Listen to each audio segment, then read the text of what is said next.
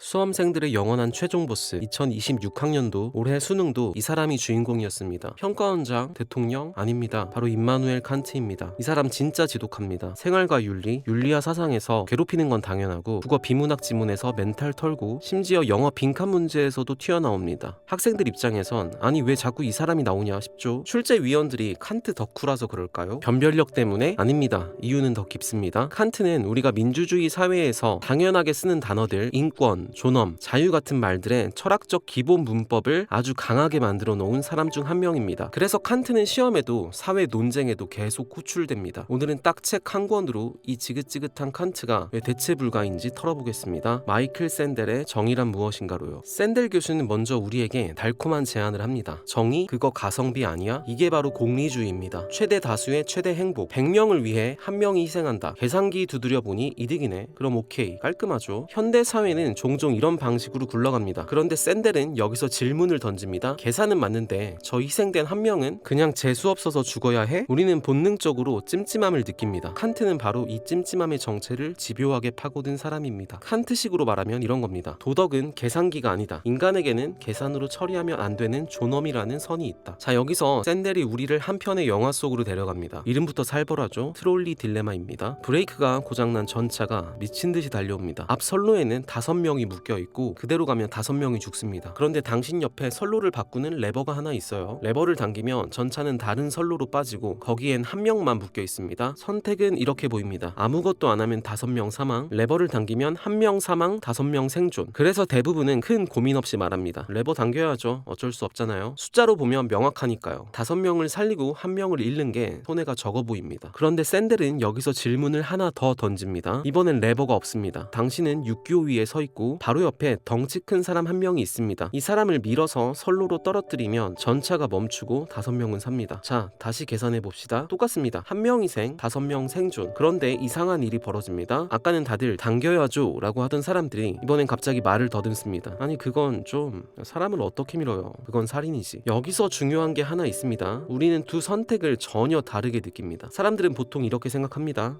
레버를 당기는 건 어쩔 수 없는 선택이지만 사람을 미는 건 너무 직접적이고 잔인하다고요. 그런데 칸트는 여기서 고개를 젓습니다. 칸트의 관점에서 보면 레버를 돌리는 선택도 결국은 한 사람의 죽음을 전제로 깔고 내린 결정입니다. 5명을 살리기 위해 1명이 죽도록 상황을 바꾼다? 이 구조 자체가 이미 인간을 계산 가능한 자원, 즉 결과를 위한 수단으로 다루고 있다는 겁니다. 그래서 칸트에게는 사람을 미는 선택만 문제가 아니라 레버를 당기는 선택 역시 도덕적으로 깨끗한 선택이 아닙니다. 다만 차이가 있다면 이겁니다. 사람을 미는 경우는 한 인간을 노골적으로 도구로 사용하는 장면이고 레버를 돌리는 경우는 그 도구화가 조금 더 가려져 있을 뿐이라는 점입니다. 그래서 칸트의 질문은 이렇게 바뀝니다. 결과가 같으냐가 아니라 너는 인간을 희생 가능한 대상으로 계산하기 시작했느냐. 이 질문 앞에서 레버든 밀기든 칸트에게는 모두 불편한 선택이 됩니다. 샌델이 이 이야기를 책 앞부분에 던지는 이유도 바로 여기 있습니다. 우리가 너무 쉽게 받아들이는 가성비의 논리, 효율의 논리가 어디까지 가면 인간을 사람이 아니라 부품으로 바꾸는지를 이보다 더 직관적으로 보여주는 장면이 없기 때문입니다. 칸트 철학의 제1원칙, 인간을 수단으로만 대하지 말고 동시에 목적으로 대하라. 쉽게 말해 사람은 교환 가능한 쿠폰이 아니라는 겁니다. 6기호 위에 사람을 미는 순간 우리는 그 사람을 한 명의 인간이 아니라 5명을 살리기 위한 인간 방지턱으로 써버린 겁니다. 칸트는 말합니다. 좋은 결과를 위해서라도 인간을 부품 취급하는 순간 그건 정의가 아니다. 여기서부터 세상이 다르게 보이기 시작합니다. 정의가 효율의 문제가 아니라 사람을 어떻게 대우하느냐의 문제로 바뀌니까요. 더 피부에 와닿는 예시로 가보죠. 연애입니다. 애인이 묻습니다. 오빠 나 오늘 좀 붓지 않았어? 별로지? 연애 경험이 많이 없어도 우리는 이미 답을 합니다. 아니야 오늘 완전 여신인데 하나도 안 부었어. 이게 선의의 거짓말이죠. 평화를 위한 선택. 그런데 칸트는 옆에서 찬물을 끼얹습니다. 너 지금 거짓말했네? 너 애인 무시한 거야.